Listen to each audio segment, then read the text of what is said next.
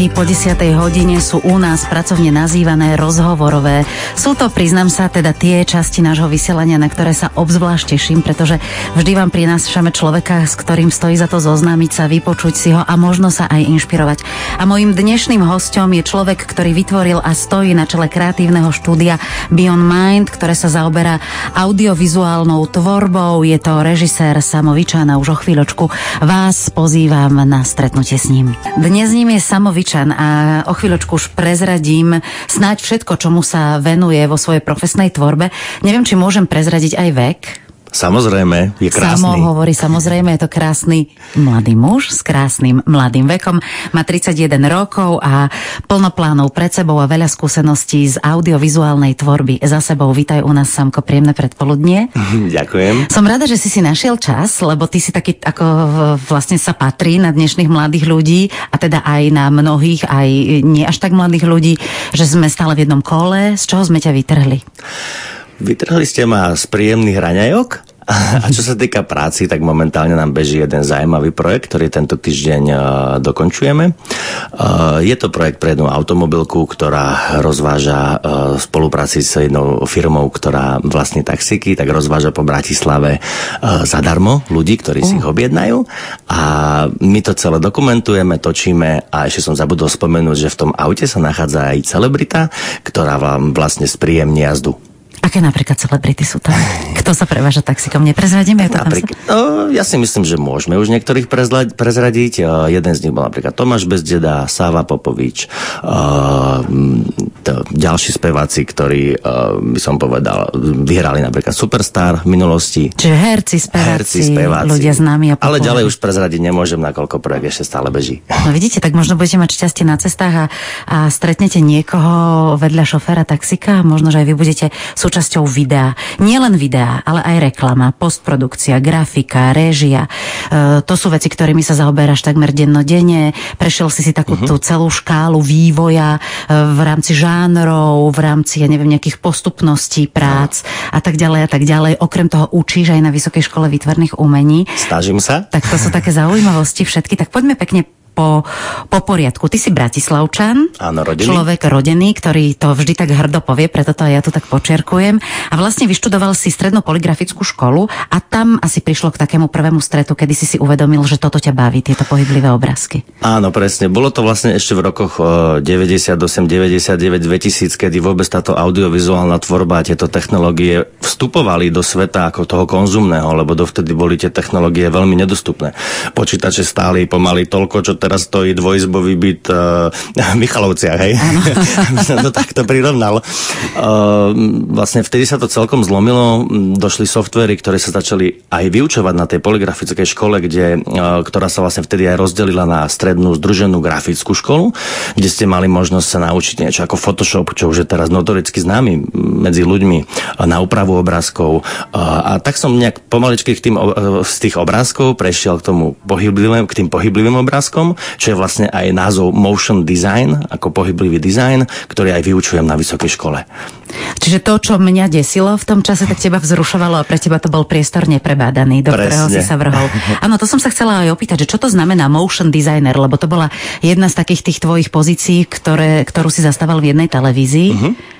Tak to je to, že si teda zdizajnoval tieto pohyblivé obrázky, vymýšľal kvázi, režiroval, skladal, graficky upravoval? Je to aj taká maličká režia, ale začína sa to teda na grafike, ktorú môžeme všetci vidieť v televíziách. Sú to vlastne tie identifikačné zložky televízií, napríklad kedy sa predeluje reklama a program, ktoré môžete vidieť, sú to tzv. Napríklad jingle. Je to grafika, ktorá napríklad oznamuje, čo sa bude večer vysielať, kedy vám nabehne nejaká pekná grafika s logom danej televízie. Následne sa vylnú napríklad obrázky, že večer si môžete pozrieť o 8. Stevena Segala, o 10. čaká Norisa a o 11. nejakú romantiku na záver. Samo, no a teda na tej škole si toto vychutnal a zistil si, že tomu sa chceš venovať. Áno, áno. A teda vrhol si sa na to tak, že si sa normálne zamestnal v televíziách, áno. Tam si pracoval, bol si ten taký usilovný mladý chlapec pre všetko? usilovný mladý chlap. Nie úplne pre všetko, samozrejme. To sú dievčatá sú pre všetko, chlapci nie. Bolo to teda hlavne pre tú grafiku a motion design. Bol si aj vedúci grafického štúdia? Áno, vlastne už potom neskôr, ako už môžem povedať, že troška som sa v tom zlepšil, tak už som mal aj chuť to aj odozdávať ďalej a vlastne aj manažovať, lebo ono to nie je len iba o tom, že robiť to, ako tú grafiku a samotné, ale človek, jak sa posúva, tak vlastne zisťuje, že deň je strašne krátky na to, aby mohol spraviť, čo všetko chce. Proste má nápady, tú kreativitu. Život je strašne krátky na to sama. Stále sme ešte iba na začiatku, ja to tak berem. A vlastne potom už keď je, by som povedal, dobrý manažer, ktorý dokáže supervizovať, respektíve nejak odlaďovať s ľuďmi ako keby tie koncepty, ktoré sa už potom následne realizujú, tak zrazu človek zistí, že dokáže za jeden deň spraviť so šikovnými ľuďmi oveľa viacej. Takže preto vlastne som aj troška prešiel ako keby na taký polomanagement, už také riadenie pár ľudí a takisto mi to dalo veľmi veľa. A to ťa formovalo? Šikovnými ľuďmi si sa obklopoval aj naďalej? So šikovnými ľuďmi si pracoval? Aj teda v tejto oblasti grafiky, motion designu, reklamy. Tak. K tomu sa tiež môžeme dostať aj teda k videofilmom, ktoré si nakrúcal ako rodinný Bratislavčan. Ty už si to spomínal ráno v našom vysielaní. Si podpísaný aj pod filmom o Bratislave. O tom si tiež môžeme povedať. A potom si sa jedného dňa odvážne rozhodol, že teda už si nadobudol celkom dosť skúseností na to, aby si začal budovať svoje vlastné štúdio, ktoré sa volá Beyond Mind. To už sme si povedali a obklopil si sa tiež šikovnými a kreatívnymi ľuďmi. A práve o tomto ďalšom tvojom životnom kroku si môžeme povedať hneď po pesničke. Teším sa. Richardovi Millerovi letí láska, jak splašené kone, nám letí čas a počas tejto hodiny teda bude letieť ešte rýchlejšie 10 hodín 19 minút. Čo letí tebe? Pýtam sa sama Vičana, nášho dnešného hostia. Letí ti čas, alebo máš čas si ho aj vychutnávať? Určite hľadám cestu, ako si ten čas čo najlepšie vychutnať, lebo predsa je toto najvzácnejšie, čo v živote máme. No a našiel si? Poznáš už máš nejakú takú momentálnu, čo ja viem, štruktúru, alebo niečo, nejaký systém, alebo práve nie systém? Čas si viem vychutnať hlavne v noci, kedy sa všetko ukludní, kedy telefóny prestanú zvoniť, teda pokiaľ není piatok večer. To vtedy môžu. Vtedy môžu. Vtedy som rád, keď zazvoní. Je to naozaj tá noc, čo sme sa vlastne aj pred chvíľočkou bavili, keď človek musí kreatívne tvoriť. Čo potrebuje na to? Potrebuje na to kľud, potrebuje na to si premyslieť veci, potrebuje na to naozaj byť vytrhnutý z toho rýchleho zhonu počas toho dňa. A napríklad konkrétne noc je presne to, kedy si viem troška vychutnať čas, viem si vychutnať blízkych ľudí, kamarátov, naozaj ten kľud. Aj mám taký pocit, keď je proste tá noc, že sa troška aj spomalilo to otáčanie tej zeme. No ale kedy spíš? Kedy chodíš spať? Lebo ráno skoro vstávaš, nie? Do práce? Spím do obeda. Spíš do obeda? To môžeš ako riaditeľ? Keď sa dá, tak áno. Nebudem klamať, že áno. Aha. No a ty si kreatívne vytvoril, neviem teda či v noci, ale kreatívne si vytvoril svoje štúdio Beyond Mind. Čo znamená tento názov? Nemyslím teraz úplne preklad, samozrejme, že môžeš dať, ale myslím takú tú tvoju filozofiu alebo posolstvo. Tak filozofia toho vlastne je, ako preklad je vlastne Beyond Mind, znamená ako keby buď na mysli, buď myslí, maj to v hlave. Lebo ja si myslím, že každá vlastne ako keby závislosť, každá láska, každé proste nejaké potešenie, všetko je iba v hlave. Všetko máme vlastne na mysli. Hovorí sa, že láska je rozhodnutie. Presne. Tak ako vlastne aj všetko, myslím, čo sa týka nás, je iba rozhodnutie. To, že ma niečo bolí, je niečo, dostávam nejaké impulzy do hlavy, ktoré sú proste, by som povedal, z externého prostredia, hej, že to je všetko iba impuls, ktorý takisto vieme v hlave spracovať.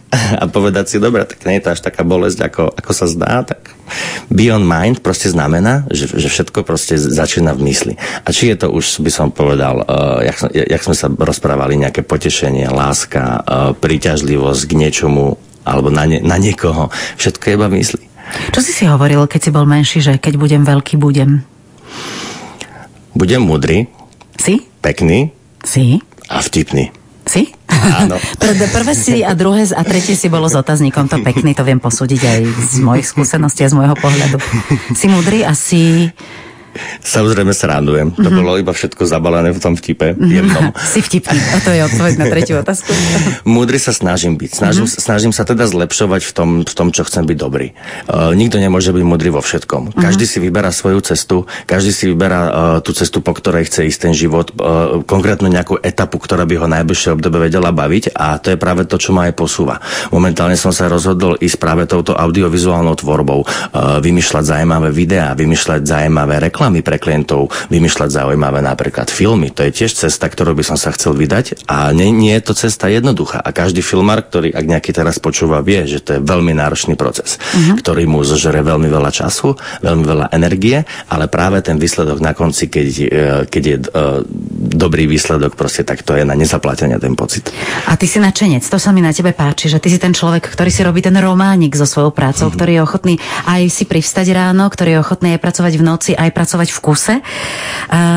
Čo ťa na tom najviac vzrušuje? Alebo čo ti to dáva? Tá výzva. Tá výzva, jak naozaj stojím proste pred obrovským projektom, alebo respektíve keď si vyberiem nejaký projekt, ktorý je náročný a viem, že môže trvať niekoľko mesiacov, ba až rokov, tak práve tá výzva, tá cesta, tá samotná cesta, po ktorej musím ísť, a je strastiplná a plná rôznych proste vecí, ktoré nevie človek predvídať a s ktorými musí pomaly každý deň dealovať, a vysporiadať sa s nimi. A práve tá cesta, potom ktorú keď prejdem a je to úspešné, tak to je ten pocit, že som asi urobil niečo dobré. No a ty si povedal, že miluješ improvizáciu, a moje také ďalšie pokračovanie k tomu, teda, že ako je to s tebou a s improvizáciou, je to aj ako je to s tebou a so zvládaním stresu, lebo toto všetko, čo naznačuješ, to si viem presne predstaviť, že to sú veci, ktoré zrazu prestanú fungovať, alebo musia, alebo niekto nepríde, niekto mešká, alebo treba niečo proste v hoci čo môže vybuchnúť. Krásne si to povedala. Ono to je taký troška aj krízový manažment. Nechcem to až takto nazvať, ale keď to môžem porovnať, stojíte pred obrovskou priehradou, ktorá je vaša. Tá priehrada je kilometr široká, 500 metrov vysoká, a len tak pozeráte, kde to začne striekať, hej. A tam musíte dojsť, zaplatať to, dobre, OK, hej. To je tzv. Krízový manažment, ktorý sa aplikuje pri obrovských projektoch, proste, kde naozaj človek, a hlavne na Slovensku, hej, musí si robiť strašne veľa vecí sám. Lebo bohužiaľ náš trh tým, že je menší, aj všetko s tým spojené, to fungovanie je troška iné, budžety sú menšie, hej. Je to proste logické, že menší trh prináša, ale zase tie projekty sú takisto veľké. To znamená, že človek si musí veľakrát robiť tie veci sám. A preto som vlastne to tak nazval, že presne keď je takýto stres, panika, že z každej strany neviete, čo príde, no musíte byť pripravení, a jak som aj povedal pred chvíľkou, všetko je iba v hlave. Človek si to musí sám usporiadať, čomu sa musí venovať. Máme iba 2 ruky, 1 hlavu, 2 oči, hej? Takže proste musíme si povedať, kam práve teraz dám tú energiu. Ja ťa poznám takéhoto dynamického, energického a usmievavého, trošku aj rozrehotaného aj vo chvíľach, keď možno veci nefungujú. Platí to tak u teba? Je to taký tvoj rukopis? Alebo dokážeš aj podliehať stresu? Snažím sa, lebo samozrejme, keď je stres, najhoršie je, keď si ľudia ten stres generujú sami. Už len to prostredie, v ktorom sme, nám generuje dostatočne veľa stresu na to, aby sme si ho ešte my generovali sami. Takže preto treba brať veci s chladnou hlavou, 2-3 krát sa zhlboka nadýchnuť a vydýchnuť a povedať si OK, teraz idem robiť toto. Proste nerozdelíme sa, neroztrháme sa. My máme ešte tú výhodu, že my neoperujeme, nie sme tí zodpovední lekári a nikto nezomrie. To je zasa moja filozofia, ktorú si hovorím, keď nám občas niečo vybuchne, aj také, že to zaváňa naozaj nejakým výrazným prúšvihom a tak ďalej. A potom sú to tí ľudia, ktorí stoja pri nás, a potom sú to tí ľudia, ktorí stoja oproti nám a my im máme niečo odovzdať. A to už narážam na tvojich študentov, lebo toto ma veľmi zaujíma. Ako môže takýto mladý človek, ktorý hľadá cesty, zvedavo hľada cesty a aj ich nachádza, ako, koho a čím obohacuje napríklad v rámci Vysokej školy výtvarných umení. Dnešný náš host je kreatívec, máš rád toto oslovenie, to je trošku také ako celebrita, podobne to vyznieva. Je to také drsné. Je to drsné, myslím to v tom pozitívnom vyznení. Režisér, človek, ktorý vytvoril kreatívne štúdio Beyond Mind, ktorý sa venuje audiovizuálnej tvorbe, Samo Vičan. No a poďme teraz na chvíľočku navštíviť brány Vysokej školy výtvarných umení, kde ty pôsobíš ako pedagóg. Muzických umení? Čo som povedal? Pravil by som? Áno, ďakujem. Vysokej školy muzických umení, kde pôsobíš ako pedagóg. Čo učíš a koho? Učím teda na novozniknutej katedre vizuálnych efektov, ktorá má momentálne, tuším, 5 rokov. Myslím si, že 5 rokov, alebo teraz začal 6, to znamená, že je pomerne mladá. Učím tam uspomínaný motion design a vlastne tvorbu tejto pohyblivej grafiky. A kto sú tvoji študenti? Veľmi šikovní, príjemní mladí ľudia, musím povedať. A je to taký predmet, ktorý sa učí už od prvého ročníka? Áno, od prvého ročníka. Ja som pre nich ten prvý kontakt, s ktorým prídu do styku, keď začne školský rok. Ako sa to volalo? Nie inšpekcia, ale že príde k nám, zabudla som. Pusti nás skrátka na svoju hodinu a poď nám trošku povedať, že ako to u vás prebieha. Prebieha to vždy, by som povedal, troška inak. Ako si už spomenala... To sú individuálky alebo skupinové? Je to skupinové. Študentov je plus minus 6, 7, 8, záleží, koľko sa ich dostane. Je to teda veľmi úzka skupina ľudí. To znamená, že môžem sa naozaj venovať každému jednému. Mám čas proste predebatiť tie práce s každým jedným osobne. Hodina začína tak, že teda vstúpim do triedy. Ak sú teda vzorní, tak sú tam už všetci. Väčšinou teda mladí ľudia, teraz však poznáme to proste ten čas, jak letí, tak stane sa, že niekto aj zmeška, ale nerobím z toho absolútne žiadnu tragédiu. Vyplešťa na mňa oči, lebo najprv nevedia, či som s nimi študent, alebo či som ten vedúci, ktorý vedie hodinu. Samozrejme po 5 minútach troška sa snažím odľahčiť celú tú atmosféru. Už je to skôr taká kamarátska debata. Čo sa týka vlastne aj tej hodiny, neučím, veľa ľudí si vie predstaviť, že učíme sa tam nejaký konkrétny software a tuto klikni a takto. Vôbec to tak nie je. Učím skôr aj filozofiu tvorby, ako pristupovať napríklad k zadaniam. Študentom rozprávam o konkrétnych zákazkách, ktoré som napríklad aj ja robil a vlastne ako to celé prebieha, ako komunikovať s klientami. To je napríklad vlastne veľmi dôležité aj pri mojej práci. Ono samotné niekedy ani tak nejde o výsledok, že ako je úžasný, ale o ten samotný proces, ako vznikol ten výsledok. A toto vlastne nejak spolu preberáme. Dávam im vlastne aj nejaké nápady, že ako pristupovať napríklad k pripomienkam klienta, lebo to v našej niektoré branži... sú absurdné. Včera som práve nahrávala, hovorila mi dievčina, s ktorou som nahrávala, že mala také pripomienky tiež, čo sa týka zvukových efektov, že potrebovali mať vo zvukovom efekte kengúry z Kambodže. Nech to je počuť ako také kengúry z Kambodže. Toto veľmi dobre poznáme. Bežne sa stane, že natočíme záber, krásna jeseň, padajúce listy a klient povie, všetko je úžasné, ale nemohla by to byť zima. Áno. No a potom, keď teda toto prejdete, tento proces vyučovací, aj skúšaš? Skúšanie prebieha formou zadávania ako keby nejakého projektu, dostanú ako keby úlohu, kde ja som ako keby vo forme, by som povedal, hrám takú úlohu klienta, ale s tým, že im vlastne aj pomáhame riešiť nejaké problémy, na ktoré narazíme počas tej úlohy. A dávaš známky do indexu? Dávam známky, hodnotím to. Ako som ale povedal, viacej hodnotím ten samotný proces ako výsledok. A hlavne pri prvákov, ktorí sa iba učia, ktorí veľakrát dojdú s tým do styku prvýkrát a tam naozaj hodnotím ten proces, ako vlastne počúva, vníma, ako napríklad vie upraviť to zadanie na základe mojich pripomienok, jak k tomu celkovo pristupuje. A čo ti to dáva? Čo to naučí teba?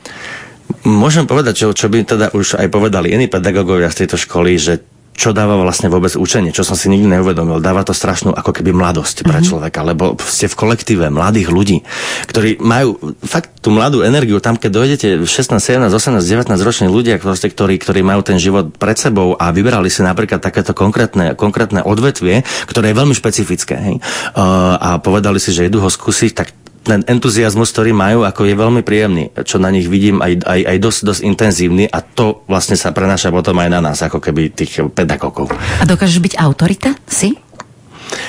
Autorita, alebo ako sa to vezme. Myslím si, že to nepotrebujem. Myslím si, že je to skoro o tom, že ľudia, keď je nejaká autorita, to není o tom, že viem buchať po stole kladívkom. Autoritu podľa mňa si človek získa práve tým prístupom a komunikáciou s tými ľuďmi. Ale tu som nikdy ani nevyžadoval a myslím si, že ak aj nejaká bola, tak vznikla nejak prirodzene.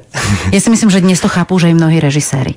Že už je čoraz menej režisérov, ktorí vykrikujú a potrebujú napríklad hercov zničiť, zrujnovať. A o tom, aký režisér si ty, aký režisér budeš, aký režisér chceš byť a čo všetko chceš nakrútiť, tak o tom sa porozprávame o chvíľočku. A my už si tu šepkáme o všelijakých veciach z minulosti a z budúcnosti a o science fiction. Ja teda zajdem do tej minulosti, keď som mala ešte, neviem, 10 rokov alebo 10 a hovorili sme si, čo bude v roku 2000, čo teba sa netýka, lebo ty si mladšia generácia, sme si hovorili, že to už budú namiesto telefónov sa budeme vidieť cez telky, tak to už je bežná súčasť nášho života. Potom sme spomínali to, že keď boli tie obdobie tých videí, takých tých na VHS-kách, takých tých pokojných, pochopiteľných, a potom pre mňa a pre mnohých mojich rovesníkov a starších prišlo takéto desivé obdobie nových technológií, pre teba veľmi vzrušujúce, tak v takej istej fáze sa nachádzame aj teraz. Lebo vlastne teraz prichádzajú ešte iné technológie a ty sa tými technológiami zaoberáš. Virtuálnou realitou alebo 360 stupňovým videom. Čo je to 360 stupňové video? Tak 360 stupňové video je vlastne video, ktoré, alebo respektíve kamera, ktorá sníma kompletne celý priestor okolo nás. Jak by som to definoval je, že kameraman je samotný divák, ktorý už teda prostredníctvom napríklad telefónu môžeme sledovať konkrétne na Facebooku a YouTube. Už si viete pozrieť 360 stupňové videá, takže držíte v ruke telefón a jak ho otáčate, tak sa pozeráte ako keby po celom priestore. Alebo respektíve po prostredí, ktoré je snímané. No a teba to nedesí, že kam sa to môže všade až dostať? Že čo všetko s tým môže byť? Čo bude z nás ľudí? Či nebudeme niekde v nejakej kopke za počítačom žiť si svoj virtuálny život bez toho, aby sme chytili za ruku nášho milovaného alebo milovanú? Priznám sa, že troška desí. Lebo naozaj to tam aj tak smeruje, že za pár rokov môžu byť technológie tak dokonalé, že je úplne jedno, že sedím v Petržalke v jednoizbovej garzónke a vonku je zima a minus 10 stupňov a svet je čierno-biely. Dám si na hlavu zariadenie, ktoré ma v momente teleportuje na Havaj. Alebo niekde inde. Presne. Fúha, tak poďme sa teleportovať teraz k tvojej režijnej tvorbe a k tvojim režijným snom. Ty si sa podpísal pod viaceré filmy, viaceré videá, ktoré majú aj reklamný charakter, aj spoznávací charakter, aj sú to také pre nás možno mnohých také tie ako keby neviem ako to mám, nechcem, aby to vyznelo, ale také tie suché, ale dôležité, také tie informačné, ktoré sú náučné a tak ďalej. Ale teda máš aj naozaj filmárske sny prejsť vlastne do iného žánru, tak nám poď o tomto niečo porozprávať. Tak prečo napríklad film? Rozdiel medzi reklamou alebo nejakým, by som povedal, videoklipom alebo niečím krátkým je ten, že film má dlhotrvajúcnu, ako by som povedal, stopu, presne. Je to ako keby zábava na 2 hodiny. Kino je niečo, kde človeka posadím, ktorý dojde a naozaj, keď si predstavím, že zabaviť rôznych ľudí v rôznej nálade presne o nejakej hodine, hej, že napríklad je premiéra filmu o 7 a teraz mi tam dojde povedzme 500 ľudí. Jeden je smutný, lebo dostal vyhadzov v robote, druhý tam došiel s priateľkou, prvé rande, takže idú sa tam no, Nemá z filmu nič.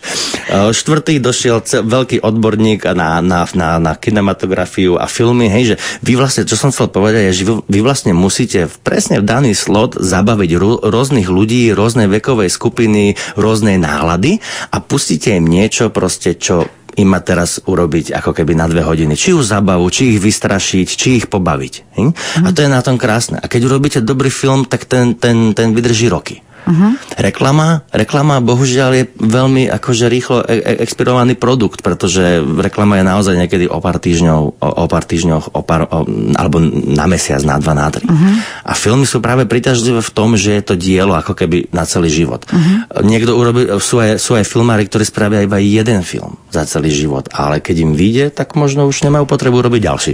O knihách sa hovorí, že teda neprežijú, že ich vytlačia rôzne iné veci a technológie a ľudia prestanú čítať. Myslíš si, že film prežije? Určite. Film, takisto jak prežijú knižky. Prežijú knižky, ja viem. Takisto jak prežije hudba, takisto prežijú filmy. Lebo keď neprežijú, tak potom už naozaj to nebude stať za veľa. Tak môj život prestane má zmysel. Ale tvoj život má zmysel. A poďme k tým tvojim filmárskym snom. Ty si mi tak trošku prezradzal. Ja viem, že nemôžeme prezradiť veľa, ale máš pár takých filmárskych snov, ktoré sú celkom odvážne. A ty máš na to teóriu, že prečo nerúbať vysoko, keď si to môžem vyskúšať, tú sekerku hodiť a zaťať. Presne tak. Snažíme sa rúbať vysoko, ale ja tak hovorím, že keď viem porúbať aspoň do polovici toho, čo som si nejak naznačil, že kde by som vysoko chcel, tak je to úspech. A práve tie ambície ľudia musia mať. Lebo bez ambícií a bez chuti spraviť niečo proste pre seba, nejakú výzvu, o ktorej sme sa už bavili, prekonať niečo, čo proste považujem priamo za nemožné, no to je pre mňa pocit zadosťučinenia. Pozriem sa dozadu, napríklad, čo som robil minulý rok, no vidím, že boli dni, kedy niečo nevyšlo, ale o tom to presne nie je. Človek musí s prepáčením padnúť na hubu, obrašiť sa a ísť ďalej.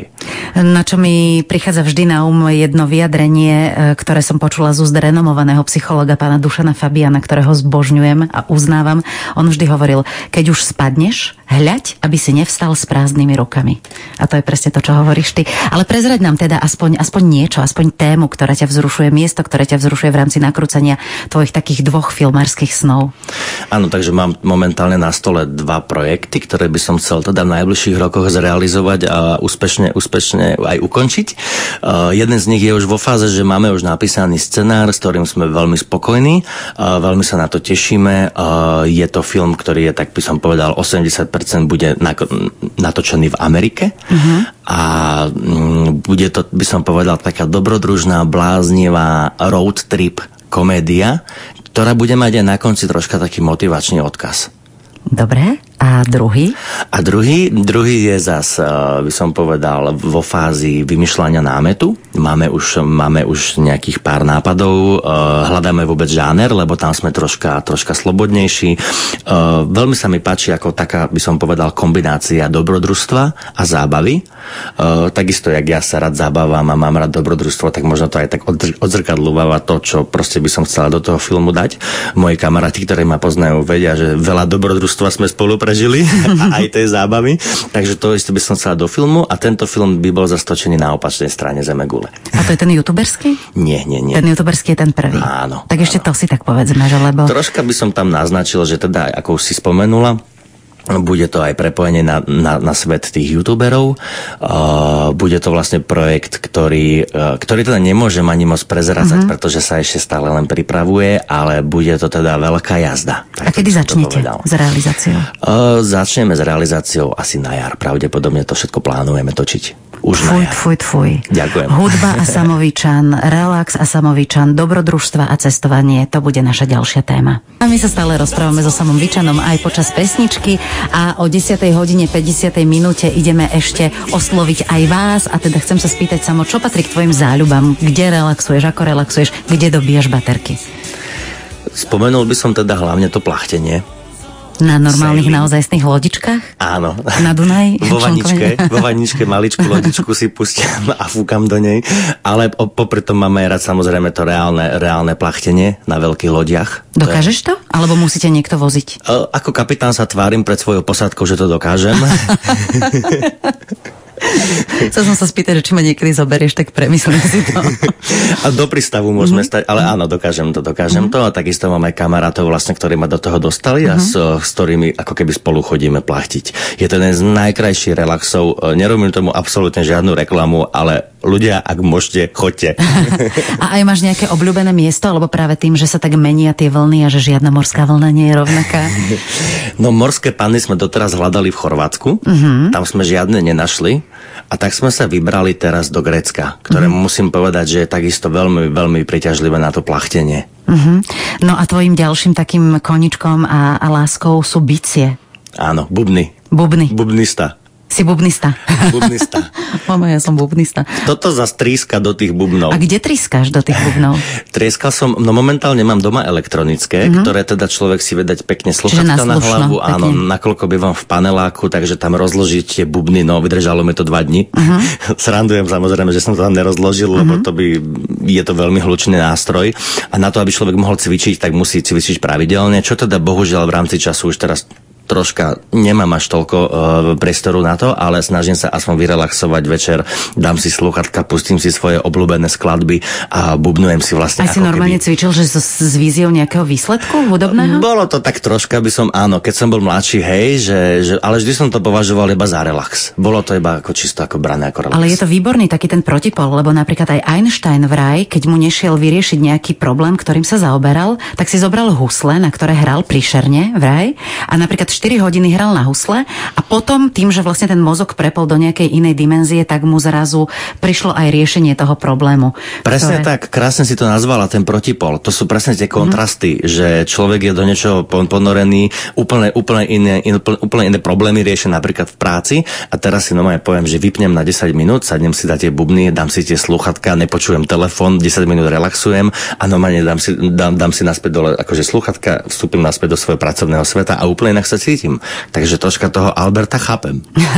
A čo taká tá tvoja motivácia celkovo životno-filozoficko tvoja? Tak moja taká hlavná motivácia je, že keď sa pozriem dozadu na dni, ktoré som prežil, tak musím mať aspoň taký ten troška globálny pocit, že robím to dobre. Chute, nálady, všetko sa mení progresívne so životom človeka. Keď si spomenieme, možno pred 5 rokmi sme mali, nám chutilo úplne iné jedlo. Ľúbili sme úplne iných ľudí. Obklopovali sme sa úplne inými ľuďmi. Tak takisto proste, ako sa progresívne mení doba, tak sa menia aj ľudia. A musíte vždy aktuálne reagovať na to, aby ste robili aspoň primárne to, čo nás baví. A to je vlastne taká moja motivácia, že keď sa pozriem dozadu, tak viem, že to asi robím dobre. No mne sa ešte páči na tebe to, že ty sa snažíš ľudí v tomto uponáhlenom svete tak príjmeť k tomu, aby boli spolu, aby spolu tvorili, napriek tomu, že konkurencia je veľká, aby spolu trávili čas. Organizuješ aj také, nazvime to také stretnutia pohodového charakteru u vás na terase, kde pozveš rôznych všelijakých klientov, alebo nie klientov, skôr spolupracovníkov. Áno.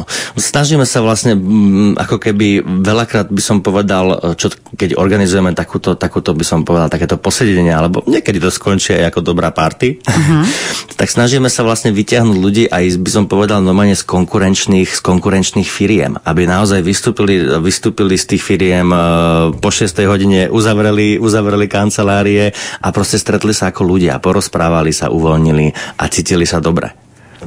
No a kedy sa cítiš ty najlepšie? V nedeľu večer. Hej, to je moje veľmi príjemné obdobie, že som taký oddychnutý po víkende.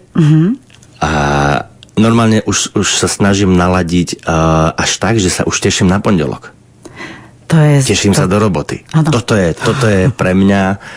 To sa mnohým nestáva, preto som taká prekvapená. Znie to paradoxne, ale možno práve vtedy, keď ste v nedeľu večer na gauči, pozeráte film, ktorý máte radi a ste dobre oddychnutí, a tešíte sa na ten týždeň, tak možno práve to je to, že máte radi svoju robotu a to, čo robíte a máte radi svoj život. Samo, ja ti želám, aby ti tvoj život chutil, aby ti chutila tvoja práca, aby sme aj my mohli byť na ňu pyšní. Ďakujem, že si našiel čas. Naším dnešným hosťom bol Samo Vičan. Majte sa.